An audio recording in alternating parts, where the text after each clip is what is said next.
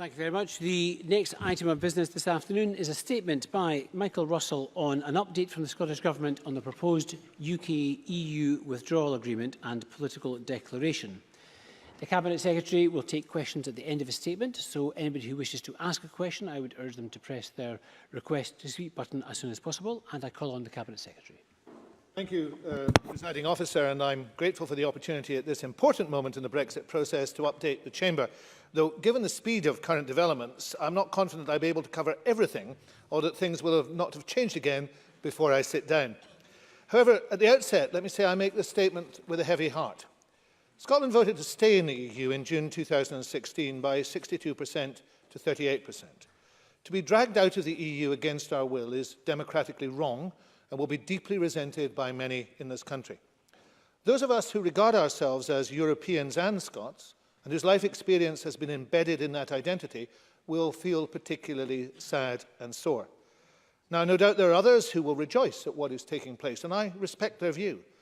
But it is fair to note that the experience of Brexit and the demonstration of Tory incompetence over the last 2 years has not only resulted in a growing number of those who wish to remain in the EU, but also in a diminution in those who are in any way persuaded by the empty bluster of the Conservative Party in Scotland on these matters. Today's polls tell that story. I believe a future election would confirm it. But this is a sad day nonetheless. A day in which spin, rhetoric, the misuse of funds and the manipulation of electoral legislation has led to the worst and most damaging decision made by a UK government in any of our lifetimes. A day in which the UK government has attempted, voluntarily and for its own selfish political purposes, to actually lower the standard of living for all the citizens of Scotland and to distance itself from the global benefits of the world's largest free trade bloc. The Prime Minister last night described this proposed agreement as the best that could be obtained in the circumstances. But what a difference a day makes, particularly to circumstances. Her deal was the inevitable result of a series of self-imposed draconian red lines, the wish to turn her back on sensible cooperation across our continent, and the loose talk and empty rhetoric of her cabinet, who have shown contempt for evidence-based policymaking. And the death of her deal over the past 24 hours, for it is now essentially dead, arises from the same insularity, the same wrong-headedness, and the same arrogance. She has only herself to blame for the appalling circumstances she has found herself in. Appalling circumstances not just for her, but for all of us on these islands. Presiding Officer, there's been much analysis of the deal already, despite the fact that the details are still not as clear as they should be, particularly with regard to the political declaration. But briefly, this deal, first of all, maintains a form of customs union for a period of time for all of these islands. That is in itself welcome, but because it is partial, does not include any of the advantages of the single market, and may be temporary, it is nowhere near good enough. Secondly, it makes a differentiation between Northern Ireland and the rest of the UK in similar terms to those which we suggested for Scotland 2 years ago. Thirdly, it prepares the ground for a continuing betrayal of our fishing interests. Fourthly, it fails to guarantee key rights, human rights, environmental rights, employment rights, which we need and which we should never give up. And finally, by its language and outcomes, it continues to ignore the current devolution settlement and the democratic institutions in Scotland and Wales. Indeed, as the Prime Minister herself confirmed this morning, Scotland does not exist in her thinking about this deal. A fact very tellingly illustrated by the distinguished blogger and legal writer David Allen Green, when he pointed out this morning on Twitter that the document that outlines the deal does refer to the British Antarctic Territory, but makes no mention at all of Scotland. Presiding Officer, in summary, this proposed deal does not meet the frequently stated Scottish Government requirement of single market and customs union membership for the whole of the UK, which failing for Scotland. Does not make even a gesture towards recognising the vote of Scotland to remain. Does not tackle the considerable and grave problems that will be caused by Scotland coming out of the single market and customs union. Takes away the 4 freedoms, and in particular freedom of movement, which is essential for Scotland, and fails to address in any way the additional pressures on Scotland if its neighbour in Northern Ireland retains the advantages of single market and customs union involvement. It cannot, therefore, be supported by this government or by the SNP. Presiding Officer, much of Scotland looks at the current state of the UK government and Brexit with astonishment and resentment. Scotland is an outward-focused European nation. We voted to remain within the European Union. It is clear that we would do so again tomorrow if a similar referendum was held. The Scottish Government has been clear and remains clear that the best outcome for Scotland is to be within the EU. But, and it is a big but, that has cost the Scottish Government a great deal of effort, we have repeatedly tried to find a compromise position which would allow the UK Government and the Scottish Government to move forward, but to no avail. So what is to be done? Well, first of all, we should take some heart from a major development just this week when the leaders of all the opposition parties at Westminster, including Jeremy Corbyn and Vince Cable, took action to ensure that there will be the opportunity for other proposals to be put when the so-called meaningful vote is heard. There are many alternatives that might be considered, including the Scottish Government policy of remaining in the single market and the customs union, as well as an EEA model, remaining in the EU, as the Prime Minister herself let slip. It is an option yesterday. So no one can argue that the choice is whatever the Prime Minister says it is. The choice will be what the people and their elected representatives say it should be. We will therefore, as a party in the House of Commons, continue to work in a constructive and common-sense way with other opposition parties to try and save us from the chaos of this Tory Brexit. And I commit the Scottish Government to the same constructive working which we have tried to carry forward in this chamber with other parties during the Brexit period. But, Presiding Officer, not only is this a bad deal, it is being pursued in a bad way. The presentation of a totally false choice to try and bludgeon MPs and others to support the Prime Minister is one sign of that. Another is the actions of the UK Government, which have sought to restrict the powers of this Parliament and which have already imposed upon us legislation against our will. This is not just a bad deal because it will damage our future relationship with Europe, but because it also creates the pretext for a continued unconstitutional assault on the rights and privileges of the people of Scotland as exercised through this Parliament.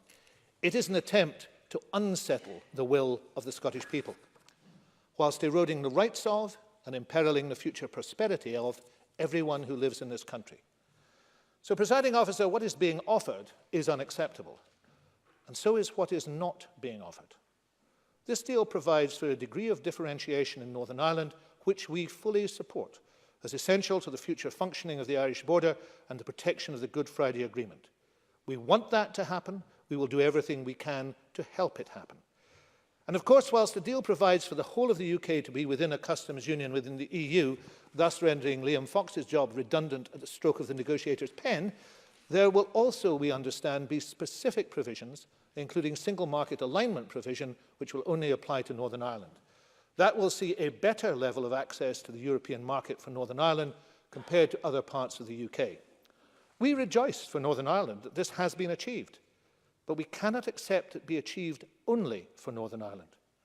The Scottish Government has been arguing since December 2016 that if the UK leaves the single market, Scotland should remain.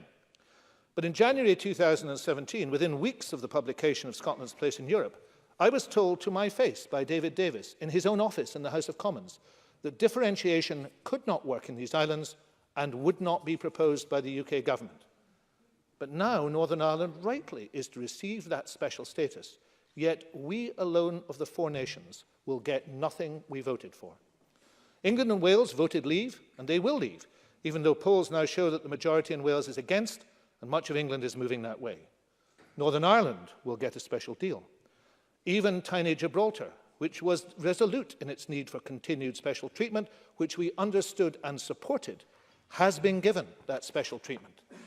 But Scotland, with the highest Remain vote of any of the UK nations, is to be dragged out of the EU against our will, exposed to severe economic disadvantage and damage, have the powers of our Parliament diminished, and yet receive nothing at all. Enough, Presiding Officer, is enough. Throughout the long, tortuous process of engagement with the UK Government, we have been repeatedly assured of the importance of our views, but those assurances have turned out to be worthless and hollow. So what, Presiding Officer, do we here in this Parliament do next? Well, firstly, we should go on working with others in Scotland, in the UK and across parties to ensure there is a better deal than the false choice offered by the UK Government of this disastrous deal or no deal. An election, the people's vote, remain within that mix. We will also ensure that this Scottish Parliament has the right to give its own view on this deal. And I confirm today that the Scottish Government will bring the deal, if agreed at the Brussels summit on November the 25th, to this chamber for a vote before the vote takes place in the House of Commons. And of course, our motion will be amendable. That is how a proper Parliament should work. But as I said at the beginning of this statement, Presiding Officer, this is a sad day for those of us who believe and still believe in the importance of European cooperation. Those of us who reject the demonising of migration, the misrepresentation of cooperation, and the assertion of false claims regarding taking back control and the independence of the UK. Those of us, in other words, who still believe in a better future for our country. Of course, in one sense, we have been here before. The promises made from 2014, lead not leave, for example, have turned out to be worthless. We are not an equal partner, and the events of this week have proved it beyond peradventure. And I know that from each and every meeting of the JMC I have attended on behalf of this government. Far from leading the UK, the people of Scotland have been ignored and dismissed. Westminster has treated and goes on treating Scotland with contempt. But it does not have to be that way. It should not be that way. And I would contend that it is the duty of every elected representative in this place to make sure it isn't allowed to be that way. We should understand that politicians are, if they are anything, people with a vision of a better future, motivated by a burning desire to help our fellow citizens achieve it. Brexit isn't a better future. It's a backward step into a false and imagined past. That is now crystal clear, and every word of this deal proves it to be true. Things in Brexit, Presiding Officer, for Scotland can only get worse. So we must acknowledge that this deal is unacceptable to Scotland and her citizens, and we must then find a way to work together to ensure that our country is not failed by a disastrous Tory Brexit, but enabled to flourish by choosing a different way forward.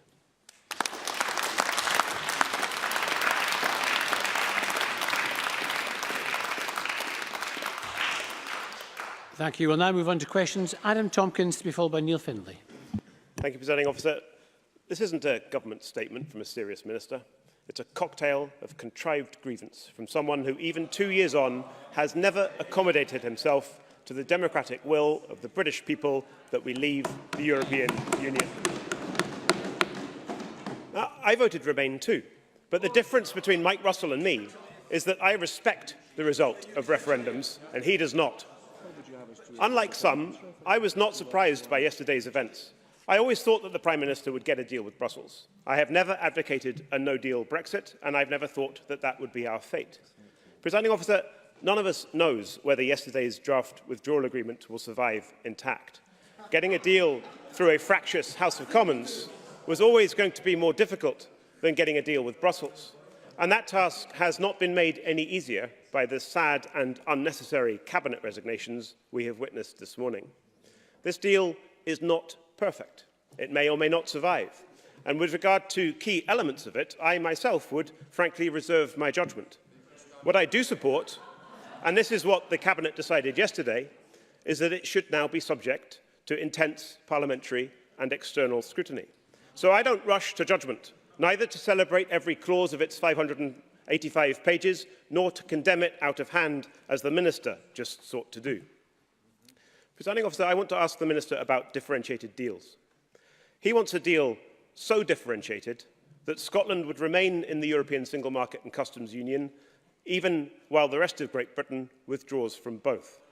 Is it not the case that he wants that for the very reason that I am resolutely against it, namely that it would destroy the integrity of the United Kingdom, which Scotland voted to remain part of in 2014? Does the Minister not accept that the draft withdrawal agreement published yesterday contemplates nothing of this sort? Its detailed, lengthy and, yes, complex provisions on Northern Ireland are miles away from the SNP's disastrous proposals for an altogether different sort of Brexit.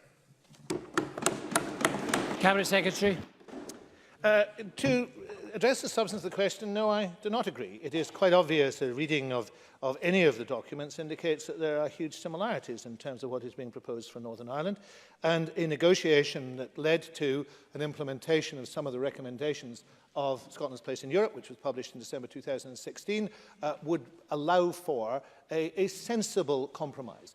I think it's more likely that the precious union, I notice this word, the union has to be, have the word precious in front of it now for any Tory to talk about it, is more likely to be damaged in the long term and in extremist by the type of dogmatic approach that the Prime Minister has taken and the completely out-of-touch approach we've heard from Mr Tompkins. Because I believe that on those Tory benches, I know actually, on those Tory benches, there are people who know how ridiculous and appalling this situation is now.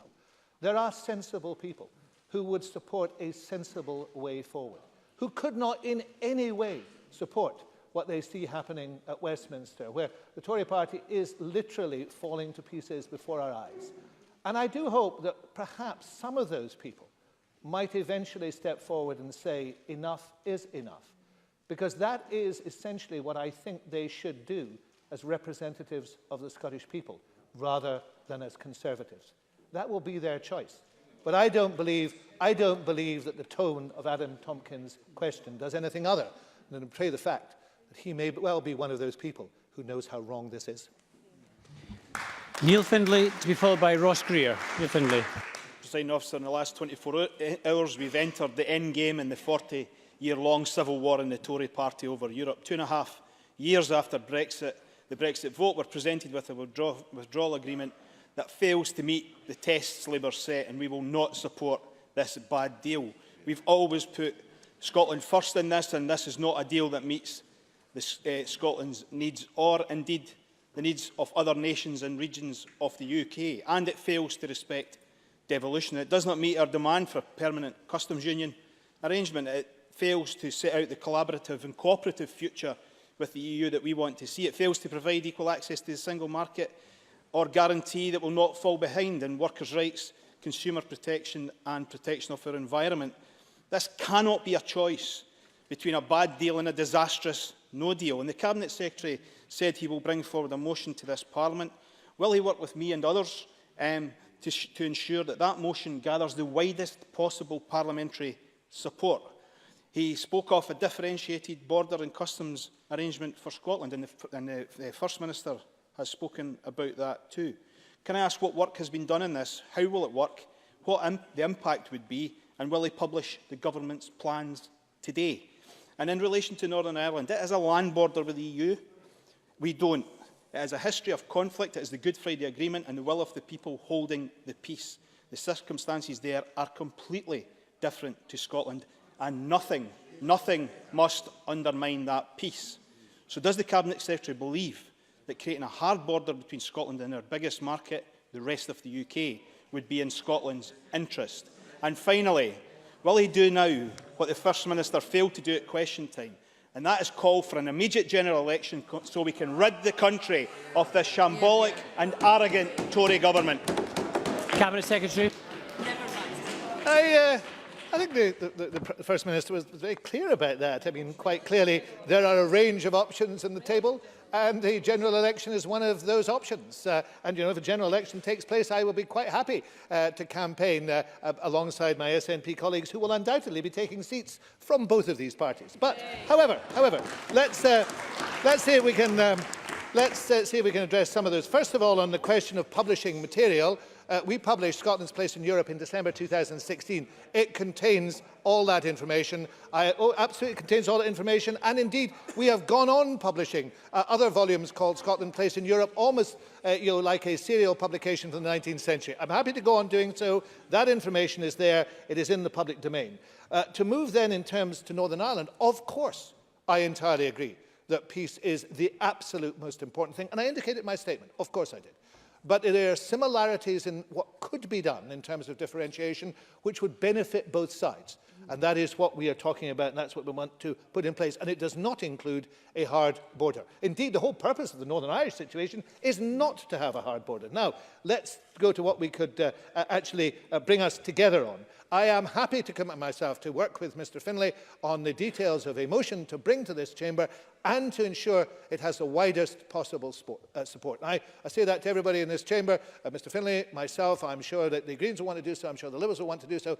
And, you know, there is no joy in heaven greater than that of a sinner that repenteth. If the Tories wanted to take part in that, to produce an effective motion that showed that this Parliament would speak for Scotland against Brexit, then I'd welcome too. But as Mr Finlay has indicated, I won't get my hopes up for that actually happening. So as far as I'm concerned, we will take this forward as the parties in the House of Commons are. Because I pointed out that Jeremy Corbyn and Vince Cable have signed with Ian Blackford, with Plaid and with the Greens a letter about what would take place, they hope to take place in the meaningful vote. And I continue to work very closely, and I want to make this point, with my colleague Mark Drakeford on these issues. And both of us were at the JMC on Tuesday, where, as usual, we received no illumination of any description. Ross Greer to be followed by Tavish Scott. Thank you, Presiding Officer. I welcome the Minister's statement today, and the Greens would of course be more than happy to work with the Labour Party and the Scottish Government to try and present as close as possible to a united voice from this Parliament on behalf of Scotland. Now, I understand the Scottish Government's previous reticence to give momentum to a no-deal scenario by publishing material on their preparations for it, but we're well past that point now. No deal is a very real threat now that the deal on the table, as the Minister has said, is almost certainly set to fall in the House of Commons. We still believe there are other options. We look forward to a ruling from the ECJ later this month or early next month on whether Article 50 can be revoked. But the Westminster Health Secretary apparently told the Cabinet last night he couldn't guarantee that people wouldn't die as a result of a no deal, given the near inevitability of medicine and other shortages. Given the serious amount of concerns and the clear impact on areas of devolved responsibility, will the Scottish Government now publish in full its no deal preparatory work? Cabinet Secretary. Thank you for that question. I actually think the events of the last 24 hours have actually made no deal much less likely than it was. I think that it has concentrated minds. I think some of the work of people like the Health Secretary in England has been designed to egg this up, and in so doing have actually made it clear to almost everybody that it shouldn't happen. However, we are not going to let up on our own preparations. A very substantial amount of my time over the last period has been spent on no-deal issues. I expect to be in a position to come to this chamber with more information on that before Christmas, and I make an undertaking to do so, and I hope that will include publication of some information. But again, Ross Greer makes a very important point. We have to have a very careful judgment between whether we are egging that on and encouraging that and making people think it will happen, or whether we're actually providing reassurance. And I will always consider that to be the most important judgment. But I do give an undertaking that we will say more about this. Tavish Scott to be followed by Bruce Crawford. Thank you, Presiding Officer. The Deputy Political Editor of the BBC has just tweeted that Tory Minister tells me if Brexiteers vote down the deal, he and others will openly campaign for a second referendum and to stay in the EU. Given the changing position of public opinion that Mr Russell mentioned in his remarks, both in Wales and in parts of England, London, of course, voted to remain, will he get behind that cross-party growing momentum for a people's vote and endorse it here today? Cabinet Secretary. I mean, I have to say that I am behind it, remain behind it, and will be behind it, because that is the position that the SNP has taken. I mean, clearly, Tavish Scott and his colleague can't take yes for an answer, because they just don't want to take yes for an answer. We support the People's Vote campaign. That is clear. That is on the record. Now, you know, and I hope in those circumstances that if that is one of the options that comes through this process and comes through the meaningful vote option, they will find that the SNP will support it. You may not wish us to do so, because clearly you're much happier, the Liberal Democrats are much happier, Presiding Officer, constantly asking the question, but I'll go on giving the same answer. Yes, we're behind it. We'll go on being behind it. It may well happen. Thank you. There's considerable interest in this subject, as members can imagine. At least 10 members wish to get in. I would urge everyone to be succinct. However, having said that, I am prepared to let the statement run on a little bit, which will have an impact on the afternoon's debate. Bruce Crawford to be followed by Donald Cameron. Thank you, Presiding Officer. A very short quote. There's undoubtedly a need for the devolved administrations to work with the UK Government to ensure we get a deal that reflects the needs of us all. Chiefly amongst this, our continued access to the single market.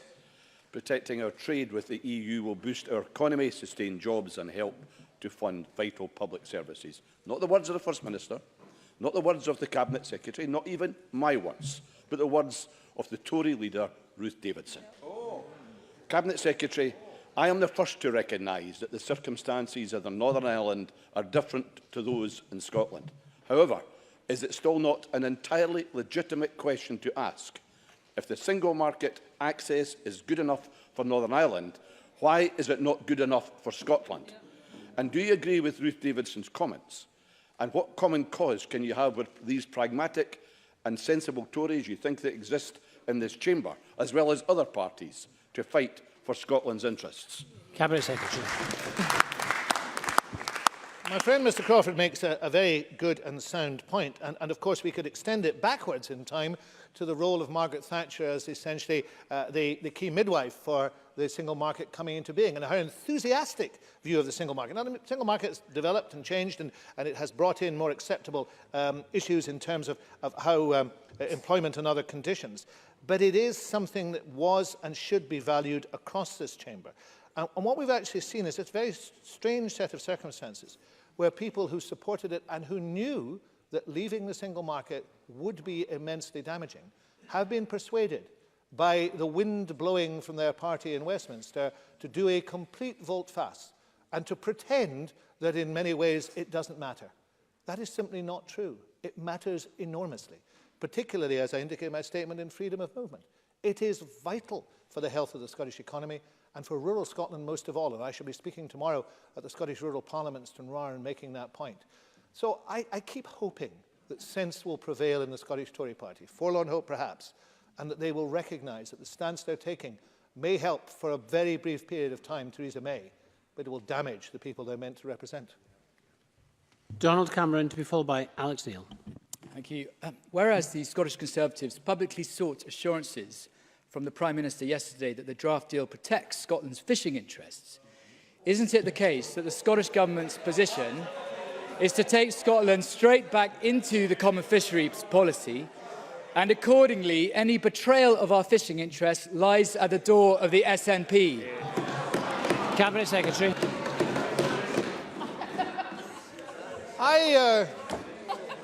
Presiding Officer, I like and respect Donald Cameron, and that question is not worthy of him. Because the reality of this situation, is this. The Conservative Party have been the enthusiastic supporters and implementers of the Common Fisheries Policy since it started. The Scottish National Party has argued and will continue to argue for either, and I think I use the words of the manifesto, to scrap or radically reform the Common Fisheries Policy. There has been a cruel hoax perpetrated on the fishing community in Scotland by the Scottish Conservatives. Yesterday's part of that was a piece of theatre to which they knew the answer, even though that answer was false. Because there is no doubt, reading the documents, that the long, years-long betrayal of the Scottish fishing industry will continue. And I hope Mr Cameron, on reflection, will realise that what he has said adds again to that betrayal. Alec Neil, to be followed by Claire Baker. Alec Neil. Thank you very much indeed, Presiding Officer. Can I, as someone who voted for Brexit, agree with the Cabinet Secretary that the draft withdrawal agreement is totally unacceptable. It is neither fish nor fowl, it's not in the EU and it's not out of the EU. And there is much wrong with this draft agreement, but none more so, despite what Donald Cameron says, than another Tory sellout in relation to the future of our fishing industry and our fishing communities, putting at risk again one of the most important industries in rural Scotland. Can I ask the Cabinet Secretary, when you actually read the document published last night, which obviously Donald Cameron has not, it is very clear. Not only is there no deal on fishing, Mr. Neil, please. there is no guarantee that the fishing industry will not be in the Common Fisheries Policy. And does the Cabinet Secretary agree with me? If the Scottish Tories fail to deliver, every one of their MPs should have a moral responsibility to resign their seats if they do in the Scottish fishing industry for the second time. First time being Ted Teeth, second time being Theresa May. Cabinet Secretary. I want to make two, and I know time is short, I want to make two quick points about fishing. The first one is I agree that, of course, the 13 Scottish Conservatives should resign, but they're taking their lead, no doubt, from David Mundell, who clearly doesn't want to resign no matter what he promises. So I can't do anything other than say that would be the honourable thing for them to do. But let me just make a key point about fishing. I represent a number of fishing communities in Argyll and Bute, very different from the interests of fishing that are claimed elsewhere. The worry in Argyll and Bute amongst many fishermen is access to markets. There's access to markets for shellfish, for example. The proposals that Theresa May has on the table do not provide frictionless trade. They create circumstances in which that market access will become ever more difficult. Those are people whose livelihoods are directly threatened by what the Prime Minister is proposing. Those are fishermen and fisherwomen in Scotland who will look at this deal and realise that they are getting nothing, zilch, nada, from the Scottish Conservatives and the Conservatives south of the border. Claire Baker, to be followed by Joan McAlpine. Thank you. The Government's focus today is on arguing for a special deal, but the reality is, following the developments we've seen throughout today, the deal we are deliberating over is on the verge of collapse. But the deal before us does set out a differentiation for Northern Ireland. Is the Cabinet Secretary confident that all of the proposals in Scotland's place in Europe on an open border with England, who, unlike Ireland, would be outside of the EU, are still workable, given the detail of the draft proposal for Northern Ireland? Cabinet Secretary. I am absolutely convinced that you can find, and it would be easy to find, a workable solution to these matters. Those are matters which can be resolved, and differentiation is vitally important in terms of access, particularly to labour. And the member will know, for the region that she represents, that there are many industries and many sectors which are already experiencing shortage of labour. And that can only get worse. And in addition, there's substantial difficulties in terms of wage inflation because workers cannot be found. Now, in those circumstances, getting the right deal for Scotland would be actually not to leave the EU, but if a deal can be found in those circumstances, it can be found to work for Northern Ireland and for Scotland. Joan McAlpine, to be followed by Mark MacDonald. Thank you very much. In this deal, Northern Ireland, which voted Remain, is guaranteed a special deal to stay close to the EU. So where does the Cabinet Secretary see this leaving Scotland, which, despite having had the highest Remain vote of any UK nation, is being left high and dry with our democratic voice ignored? Cabinet Secretary. I would simply go back to the account of the conversation I gave with David Davis. There was a root and branch refusal to accept differentiation at the beginning of this process. When that became essential for Northern Ireland, there was a view from the Prime Minister, I suspect, because she controls everything or tries to control everything, there was a view from the Prime Minister that no ground should be given to Scotland. We know, in terms of the briefings that we now understood took place to say to the EU that nothing must be drafted that would assist Scotland, that there was essentially a negative, dog-in-the-manger attitude from the Prime Minister that's affected this. We continue to argue that another way is possible, and we will go on arguing that. Mark MacDonald, to be followed by Liam Kerr. The draft agreement appears to offer no guarantees on the future ability of the UK to be involved in European reference networks, which allow knowledge and expertise about rare diseases and work on treatment and cures to be shared across Europe. Now, I appreciate the many issues the Cabinet Secretary is wrestling with, but will he offer his support for the Genetic Alliance campaign to protect involvement in ERNs and undertake to raise this matter with the UK Government, given that for many people this could literally be a matter of life or death? Cabinet Secretary. The member makes a very good point. It is one of the issues which causes enormous concern, and of course there are many of them. If the member would like to write to me or come and see me and give me that information, perhaps with the organisation, I've seen the outline information, I will undertake to take it forward. On a general point, there are whole areas in this where, although issues may be referred to in passing, nothing is tied down. And the process of tying down this material and information will take years. The real problem that we now face, if anything like the Prime Minister's deal were to go forward, is that we would then be faced with an implementation period that would have to be renewed. And at any time during that, we could see a collapse in talks, but also we will be in that limbo for a long period of time. None of that is necessary if we took a single market and customs union approach. Liam Kerr, to be followed by Ruth Maguire. Thank you, Presiding Officer. In December 2016, Michael Russell stated that membership of the single market is, and I quote, clearly not going to happen. What's changed? Cabinet Secretary. Well, the member would have to remind me of the exact context of that. Unlike Mr. Kerr, I don't go and try and scrape through my previous speeches trying to quote me out of context. Membership of the single market and customs union is essential. It is absolutely essential. We have said so from the beginning, and we have had the backing of the Scottish Conservatives. We've had the backing of Ruth Davidson. We've had the backing even of Adam Tompkins in that matter. So in all those circumstances, I say today, as I have said last year and will continue to say, we need to be in the single market. That is it. Ruth Maguire to be followed by Pauline McNeill. Thank you, Presiding Officer. What's been announced is an agreement on the UK's withdrawal from the EU. The long-term relationship is yet to be agreed. Indeed, the political declaration detailing this is only 7 pages long and provides no firm commitments to the nature of the future economic relationship. Does the Cabinet Secretary agree that the risk of a blind Brexit is now a very real one? Cabinet Secretary. It is true that the blindfold aspect of this, which has been much discussed in recent months, has not diminished. There is an expectation that we might see more of the political declaration next week, but of course the political declaration is not legally binding. The exit agreement would be legally binding. The political declaration is aspirational, and then you have the immensely detailed negotiations that have to build upon that to get the final relationship. That will take a great deal of time. I think we will know more when we see the full political declaration, but I think there will be aspects of this if it were to go ahead in the way that Theresa May wants it to go ahead, and I think that's highly unlikely given where the House of Commons has shown itself to be today.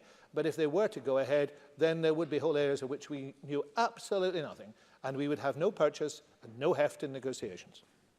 Pauline McNeill to be followed by Annabel Ewing.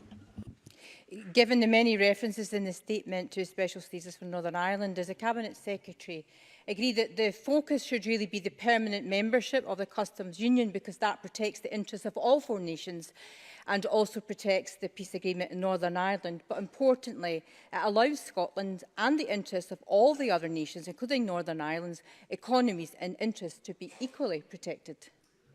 Cabinet. I agree with the member that an agreement from the UK to stay permanently in the Customs Union would be a big step forward. It would not, in my view, give us enough in terms of the single market issues, but of course the single market can build upon a customs union, and if there was an intention to do so, that would also be a step forward. Of course, we don't have anything like that at the present moment. So I am preparing myself for all sorts of eventualities, but one of them has to be to say that if this were to happen and that Northern Ireland were in that position, then Scotland would have to be in the same position as Northern Ireland in order, for 2 reasons. One is because we would find it necessary, but the second reason is it would be very difficult for us to compete with Northern Ireland. For example, in terms of European investment, in terms of European workers, we would simply not have a level playing field. But I agree with her, the best solution of all is for the whole of these islands to stay in the EU. That would be a much, much more sensible decision. Bending that, then the decision you move from that, you need to move as little as possible from that, and staying permanent in the Customs Union is not as bad as some of the things that Theresa May is proposing. Annabel Ewing. Presiding Officer, no mention of Scotland in the 585-page Brexit document, no briefing for the Scottish Government. What happened to the 2014 treaty, lead us, don't leave us? Cabinet Secretary, is it not just the case that the so-called respect agenda simply does not exist? Cabinet Secretary. I think the member is correct. I made that point in my statement. I think it is a sham, a complete sham now. And I noticed when she was asking a question, there were mutterings from the Scottish Conservative front bench. They don't want to confront the reality of this, that the arguments that they put forward in 2014 turn out to be completely and utterly untrue. They were, in other words, Presiding Officer, a lie. I'd urge caution about using such language in this chamber. That concludes our statement on the UK-EU withdrawal, and we're going to move on to our next item of business, which is a debate on motion 14749 in the name of Joe Fitzpatrick on physical activity, diet and healthy weight. Can I just suggest, I allowed that statement to move on, so I'm going to have to suggest to the members speaking in the open debate that they trim their speeches from 6 minutes to 5 minutes. So all of those speaking in the open debate